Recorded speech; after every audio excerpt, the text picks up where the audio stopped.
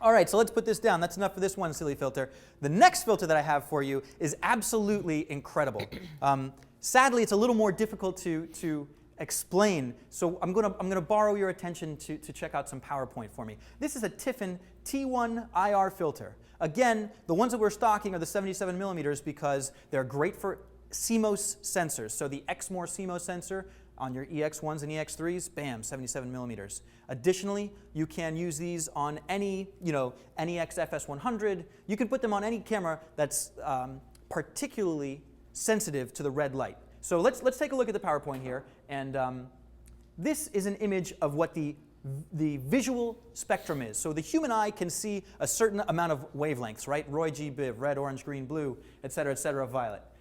So on the lower end of the spectrum, you've got red. It's on the right of your screen. 700 nanometers. That's a very long wavelength, right? If you go any longer than that, you're in the infrared category. And if you go even longer than that, then you're into the radio waves, radar, television, FM, AM. So these are the very long wavelengths, right?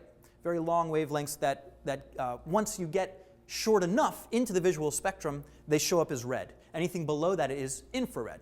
Anything above the visual spectrum, right after violet, we've got ultraviolet, right? So if your wavelength is so short, if your frequency is so high, if you will, that you're getting outside of the visual spectrum past violet, that's when you get into ultraviolet. So the human eye can see from red through violet, but the eyes that are in the cameras, these CMOS sensors, can see a little bit more than the visual spectrum. Can I get the next slide, please?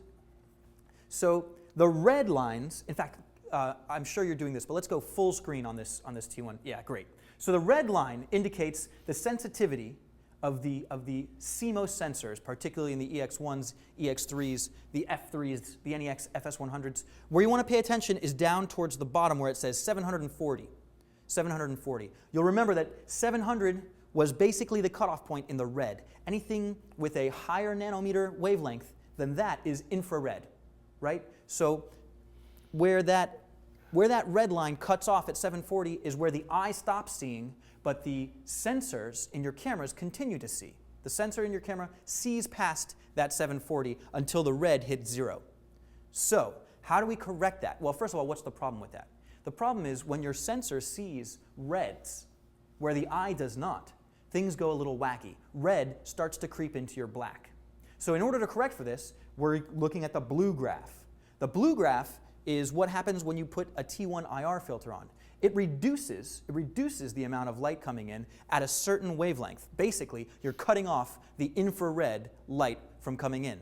So what that does is clean up all of the infrared wavelengths that the camera sees, but the human eye does not. That starts to confuse your blacks. Okay, great. That's very scientific. Thank you for dropping all the science. Let's look at an example. So again, we're going to borrow on our buddy Frank here. Frank is wearing all red. Frank is also surrounded by a couple of little red hanging balls, and you'll notice that the gorgeous black velvet curtain behind Frank is a little bit red.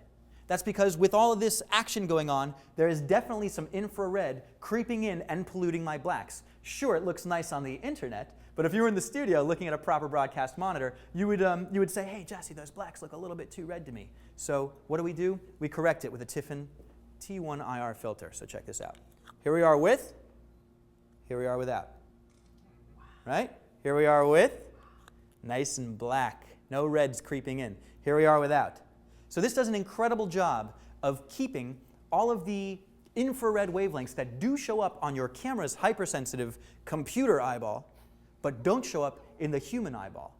That way, when you get your image up on the monitor, your human eyeball isn't confused by all this information that the robot eyeball sees. So if you could just go back to the camera 4 for me, one quick sec. So this is polluted red with polluted blacks with infrared wavelengths. And here we are again. I'm just going to leave this one in place because it's so beautiful when you correct for it. That's a Tiffen T1 IR filter. If you want a 77 millimeter screw on, no problem. It's $75. If you've got an EX camera, you better get yourself one of these. How many stops?